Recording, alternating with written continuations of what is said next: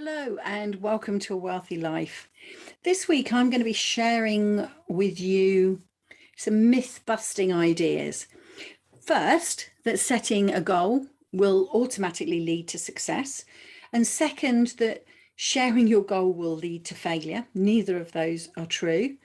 And third, that goals need to be smart. I'm sure you've heard this. They need to be specific, measurable, achievable, realistic. Goodness, who wants to have a realistic goal? And of course, timely.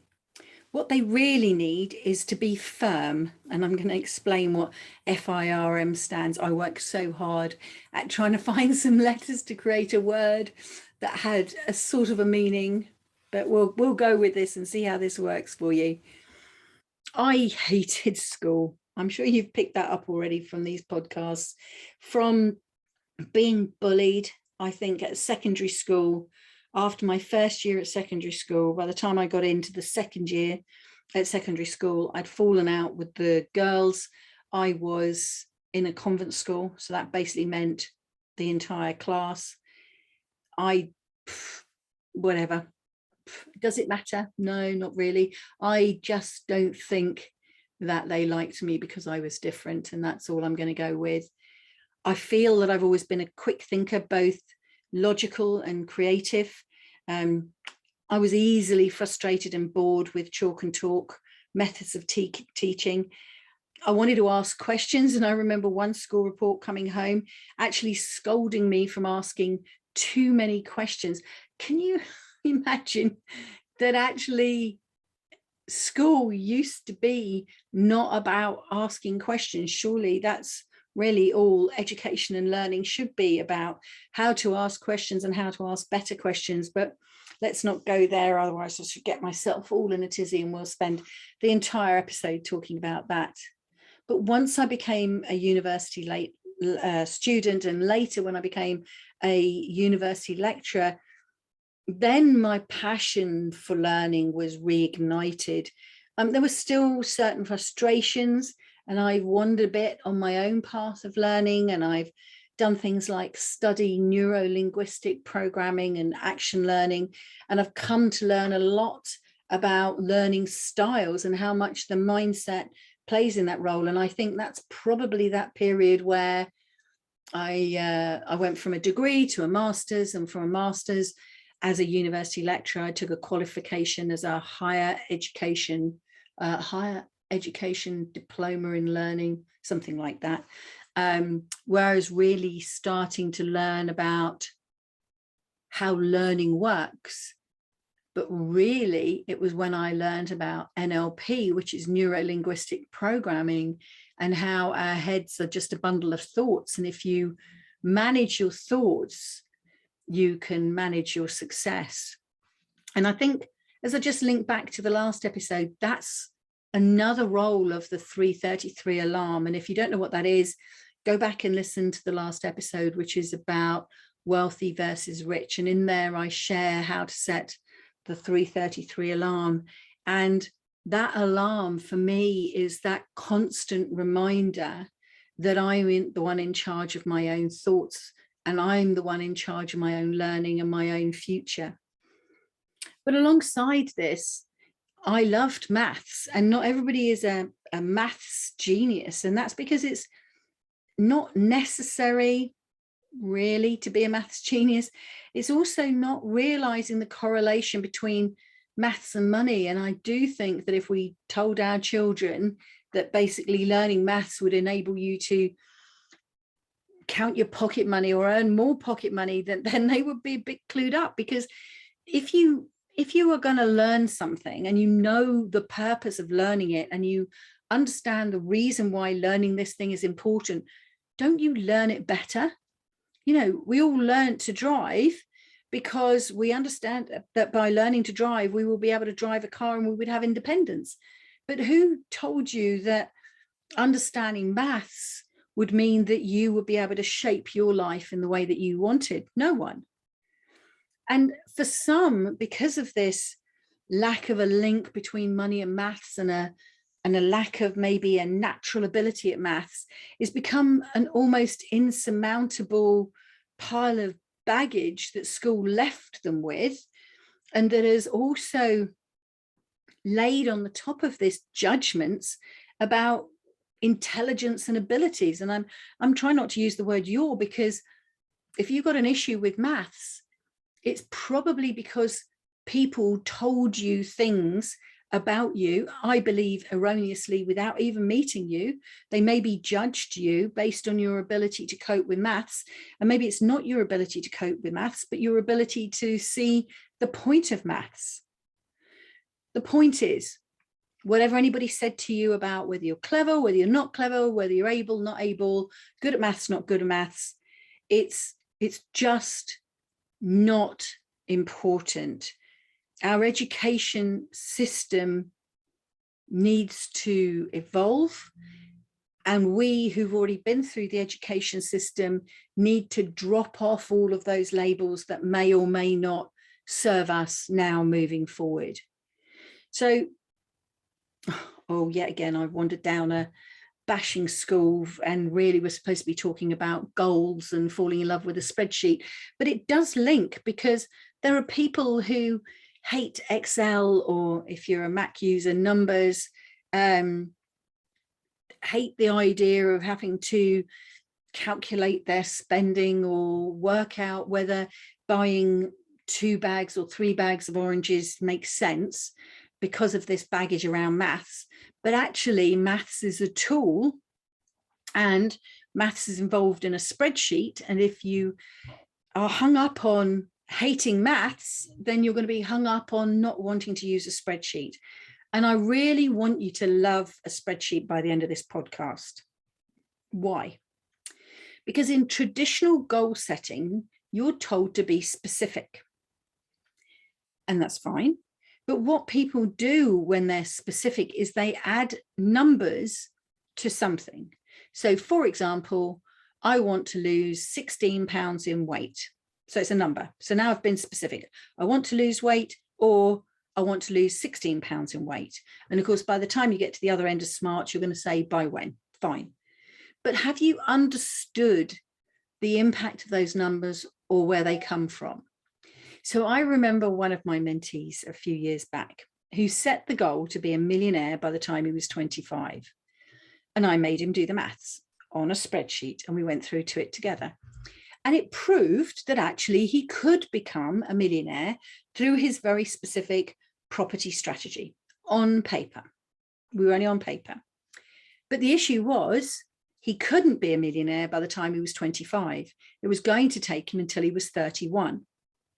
When we then reversed the process and went back through, okay, so we are now going to follow this process because it will make you a millionaire by the time you're 31. What are the resources you need? So go backwards down the spreadsheet again. It showed that he needed to have cash injections to start the process. And then with conservative rates of gain and interest, we could make it work. So going one way through his goal, he could have his goal, but not by the date that he wanted. So then if we'd left it the way it was, would he feel a failure when he got to 25, when he was only half a millionaire instead of all of a millionaire? And we could actually have changed the goal in the first place and just said, be a millionaire by 31, and 25, he would have been on track. He would have been halfway there. He would have been invigorated and emboldened to keep going, right? And then when we go back the other way, if we hadn't worked out that he needed the cash injection, which, let's be honest, you'd probably guess that bit anyway, but I'm just using it as the metaphor and the example. If we hadn't worked our way back down and worked out what amount of cash injection and what rates we were using for capital growth and interest, and we hadn't put all of those figures into the spreadsheet, we wouldn't have been able to make the goal work at all. So what was really important here, I believe, was that I helped him identify the reality of his goal, not the reality of his goal in a way that says, oh, don't be silly, you can't have that goal, you're not being realistic. And that's why I don't like the word realistic in SMART. It's not about being realistic. It's about the reality of the goal. Yes, you can have that goal, but this is what you're going to have to do to achieve it. So you want to lose 16 pounds in the next 6 months. Well, then you're going to have to exercise every day. You're going to have to eat less every day. You're going to have to drink water. You're going to have to go down the gym. You're going to have to join the gym, and the gym is going to require this amount of money. So you can see how you can manage your expectations and create a solid plan as long as you go up and down a spreadsheet and work out the numbers and make sure you understand the consequences of the numbers. In the end, James just didn't want to buy houses, and after setting off a very significant property portfolio, he's got other business interests. And I would say now, and even on his journey to today, his life has far exceeded anything he ever managed. I've seen some of the posters that the pictures he's posted on Facebook, and he has had a darn good life. And whether he's a millionaire, a multimillionaire, or a half millionaire, I think is almost irrelevant. You look at the pictures and he's got a smile on his face. He's enjoying life. And so where I've spoken to you before about the difference between rich and wealthy, I believe that because James is much younger, we've been talking someone who's, sub 31, his attention has been very much on making money. So he has been focused on how he can be a millionaire, which has been very much about becoming richer than he was. But I also believe, because we've worked together, that he's been very conscious of his time, and he's thoroughly enjoyed his journey along the way. And so he's had a very wealthy and rich life together. So it's not that you can't make money, but just understand that making money to the exclusion of everything else has consequences. And a wealthy life is one way to make sure that you have both the time and the money, the time to enjoy the money and the money to enjoy the time. And that's what a spreadsheet can do for you. It can turn a dream into a real plan.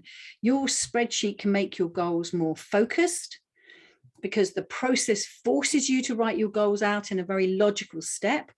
And of course, they need to be interesting, because if they're not interesting to you, if they don't capture your attention from day one, how are you going to be motivated, excited even?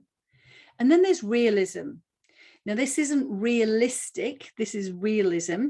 It does not have to limit anything that you've set out that you want to do, but it shines a light on the path that you will need to achieve and follow in order to get what you want. So being unrealistic is an easy way to fail. Being realistic is not a limitation, but realism is where you have a light guiding the way for you because you've worked it out on the spreadsheet. And lastly, if you really want some firm goals, so they are focused, they are interesting, and they are realistic, or realism is in there, then you need to have money maths. And then this is a cheat. So really firm should be FIRMM, the money maths at the end. And so this is back to the spreadsheet where you add in the numbers and you look at the financial consequences of what you want to achieve and whether it's achievable in the time and in the way that you want to do it. So you want to lose 16 pounds, you've worked your way up. So what you can do is, oh, now if only I'd made it 18 pounds or a number easily divisible by 6, that exercise would have worked out better, wouldn't it? Let's say you want to lose 18 pounds and you've got 6 months to do it. So you've got to lose £3 a month. And you could do that. That is, achievable. I don't know if it is or not. Certainly not something I could ever achieve, but it might be achievable for some. And what you therefore need to do is go down the gym, because you're going to do spin classes, which is your aerobics. But then you're also going to go to a Sunday boot camp, and that's going to cost you another amount of money. By going to a spreadsheet, you can see the financial implications, the financial requirements of the goal. And can you afford the gym membership and the extra classes that you want to do? Or have you got to do it without the boot camp on a Sunday? You've got to do it just by going down the gym on your own and your own personal exercise. So it takes you up the spreadsheet. It then says, is this actually, possible to achieve? And then it brings you back down the spreadsheet to work out the financial implications. And then you can make a judgment as whether you can come up with the money required to support, or equally, it could be the time to support. Can you keep going down the gym every day for an hour? How are you going to fit that in?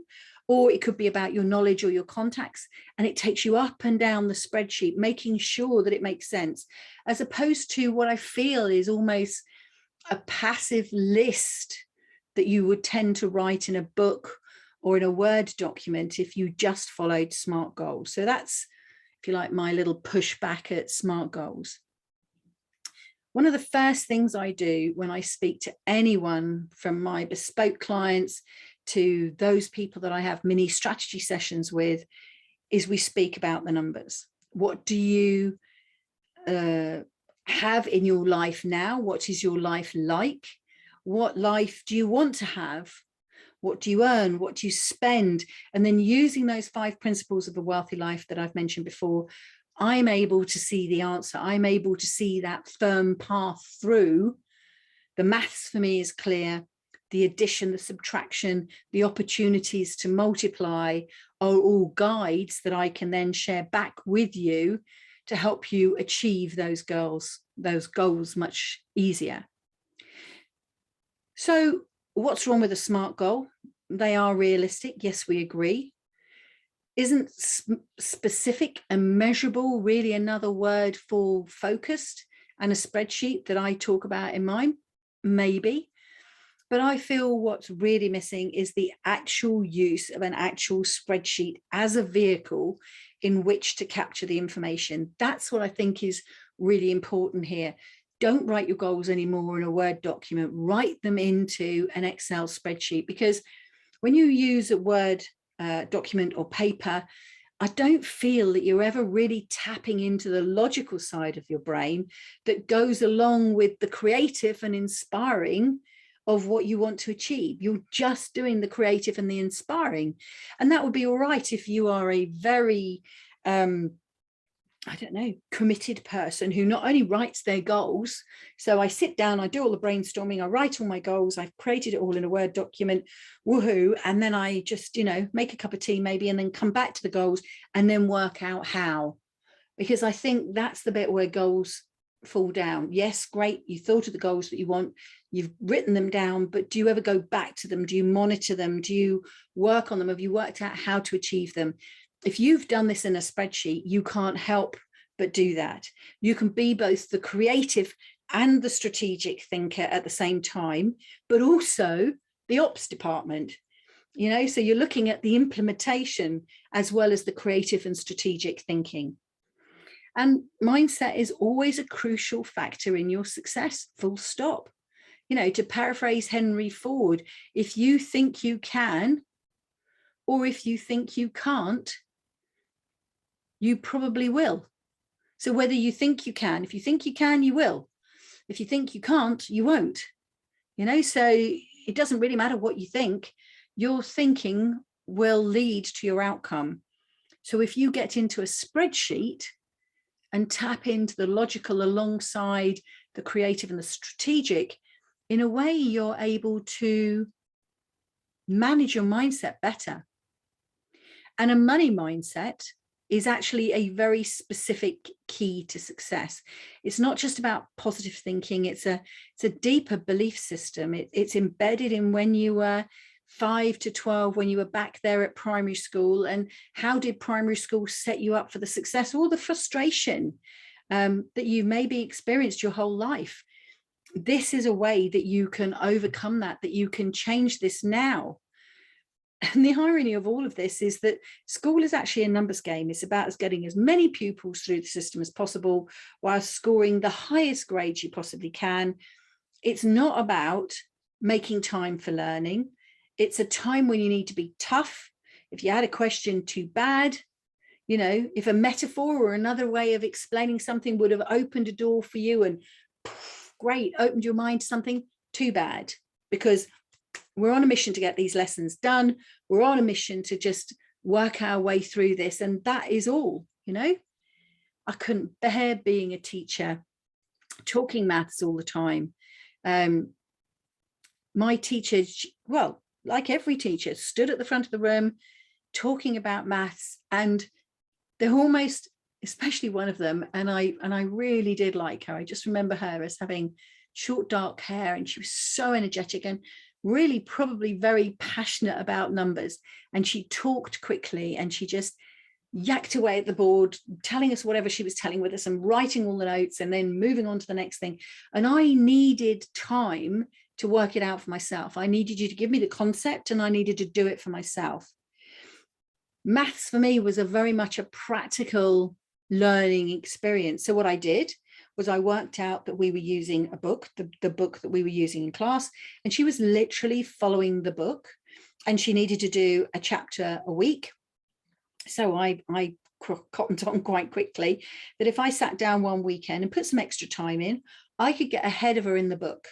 I could read what the book said, work out the maths problem for myself.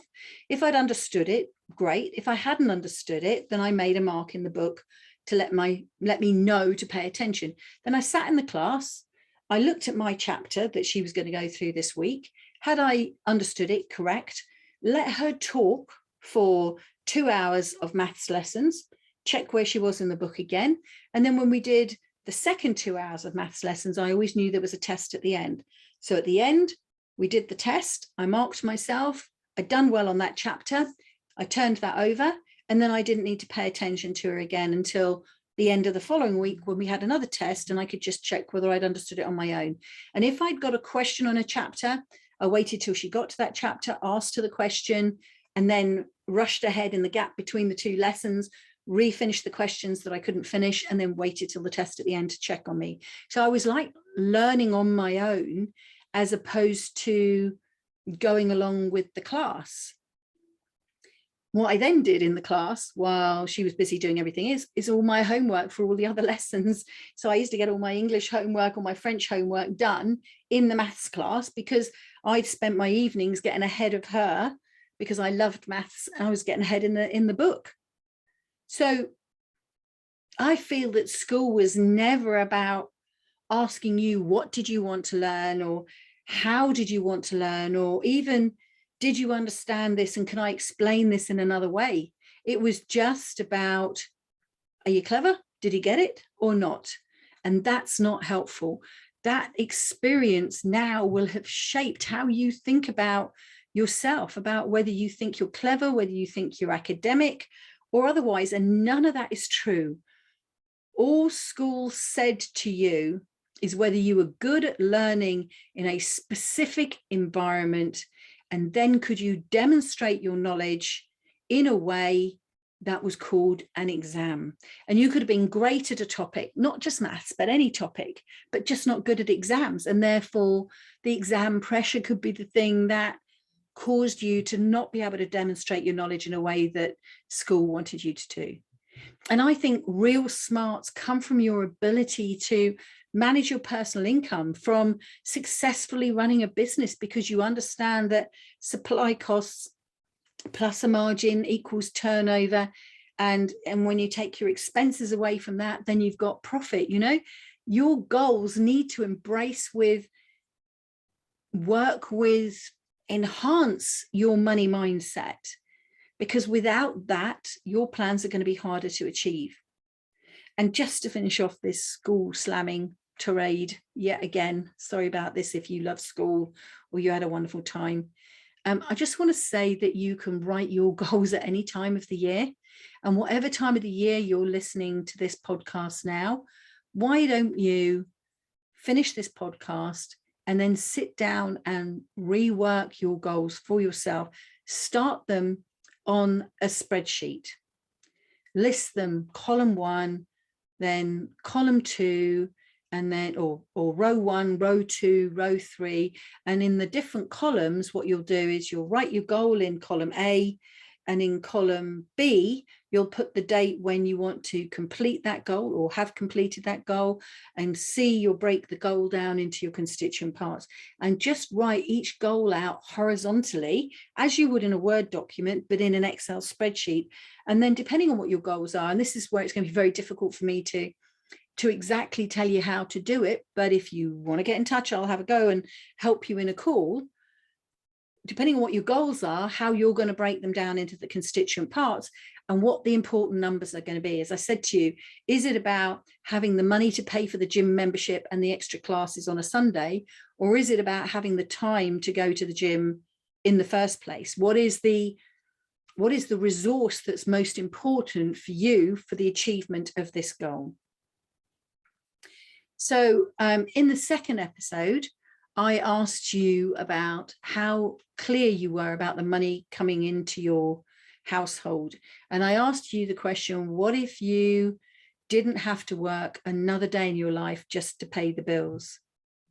So now, what if the goal for you was never to work another day to pay the bills? Which words imply numbers in that sentence? If the goal is, I never want to work another day just to pay the bills, where are the numbers? And those words that translate to numbers are where your maths problem lie. That's the equation. So what if I said to you, what day could I stop working if I had enough money, X, to cover my bills, Y?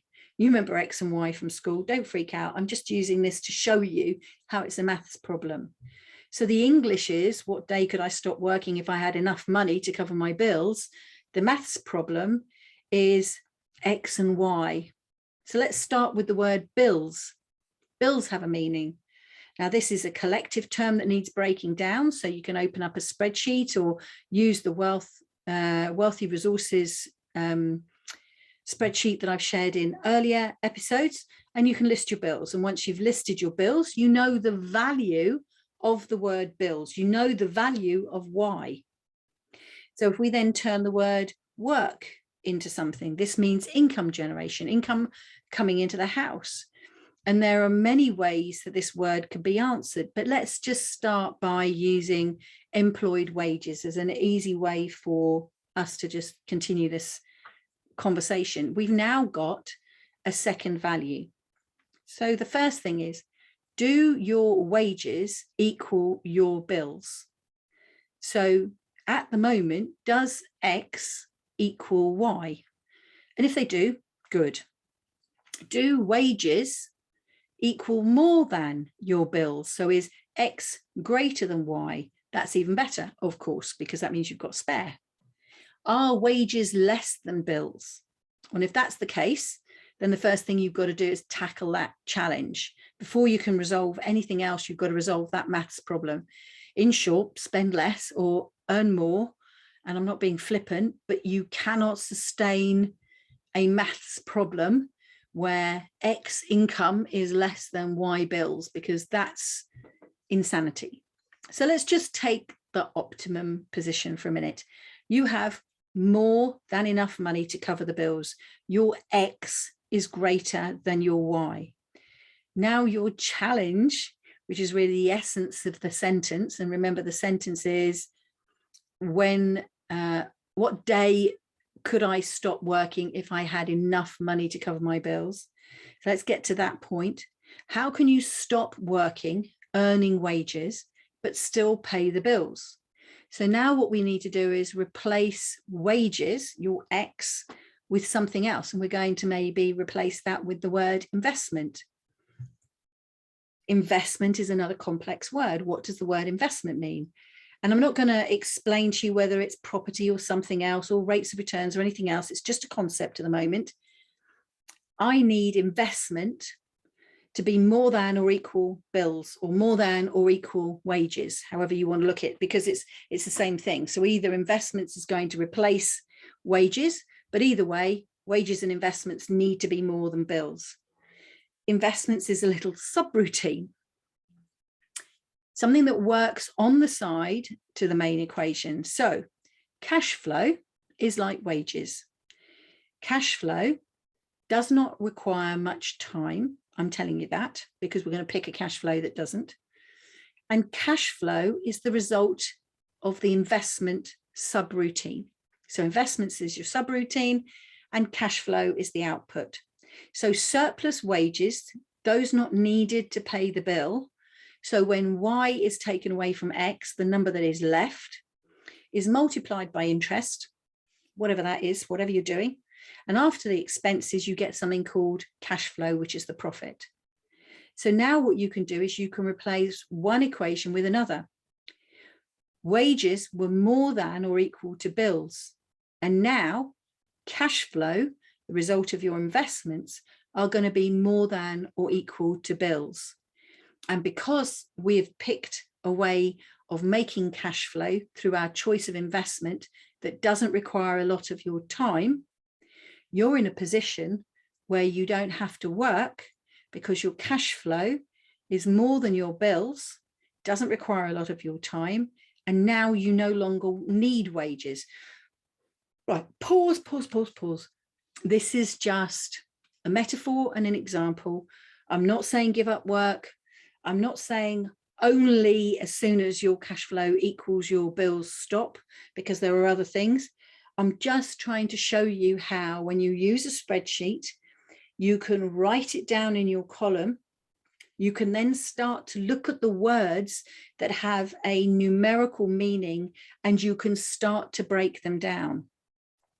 So I want to lose 16 pounds of weight in 6 months. So 16 pounds of weight, that's obviously a measure. Oh, I remember we were making it 18, so it was divisible. 18 pounds of weight, that's something. How do I break that down in a way to make it possible over the 6 months? So I can divide that by 3 and say 3 pounds every week. We all know that things aren't going to be straight lines, but just assume that for a minute. And then there's also how I'm going to do it. So in that question, you've got to find out which word means how you're going to lose the weight. And I would say that lose actually has an implication. To lose weight is an implication. And so that's the bit where you might insert going to the gym or having that exercise class, and they have an implication in that there is a cost associated with them. So then you can break that down, and you can literally start to break down your goals into numbers and look at the implications of the numbers in your goals. And you don't do that in a SMART goal. You just don't. So look, I'm not going to go any further, because obviously, as a self-confessed spreadsheet queen, I love a spreadsheet, and, you know, a maths loony and everything else. I don't want to freak you out. I want you to see how easy it is by using a spreadsheet to change your goals into words. And those goals, when you use the money math side of it and you're using a money mindset, will help you get the success that you want, because maths is a tool for success, and maths is a way to get the wealth that you want. You just need to work out how much money or time you need to achieve whatever your written goal is. And that's just an exercise. And please, you know me, if you want to get in touch and run anything by me, please do. So my pun for the day is that the numbers tell me that my time is up. You can breathe now. No more mention of spreadsheets for at least another 7 days. No equations and no maths just for a bit, okay? But only because, well, unless you listen to the next podcast straight away, and then you might hear the words maths again.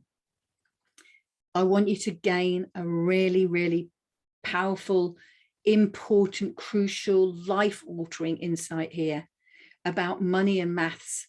Why a spreadsheet is something that you need to love, because it is your mathematical guide to wealth and success.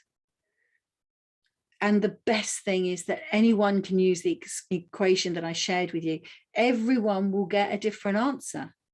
And that's sort of really the reason we use X's and Y's, you know, and every answer will be correct as long as your money exceeds more than your bills, of course.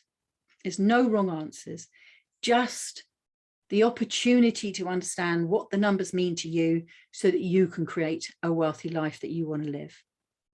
So as always, feel free to email me. You can book a call, whether it's to talk about maths or anything else. Of course, check the show notes always. And please remember to subscribe, rate, review, love, share, heart, swipe in whatever is the appropriate direction to swipe and keep me. And above all, take the action to convert your goals into a spreadsheet map, and know that I'm here, happy to help you. So I'm sure that this episode has dug up some old beliefs, and I hope that we'll be able to stick them on the compost heap and leave them there. Money maths is a tool that we can use for our benefit. Leave behind the unhelpful experiences of school and see that money maths is a tool. And if you had a great time at school, then crack on and convert all your all your goals onto spreadsheets.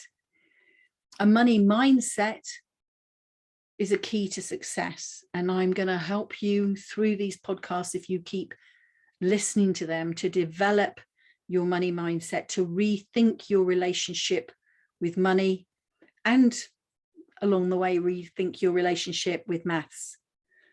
And above all, a spreadsheet is the best maths to wealth and success you could ever buy. And you don't even have to buy it. It's free because it comes with your computer. So there's going to be a little talk about money, of course, in the next episode, when we're talking about conscious spending versus unconscious consumerism and how we can make better buying decisions. But above all, as always, I really want to thank you for taking your precious time to listen to A Wealthy Life. My name is Vicky Wushay, and I hope that this episode has brought you some much needed whoosh in your life.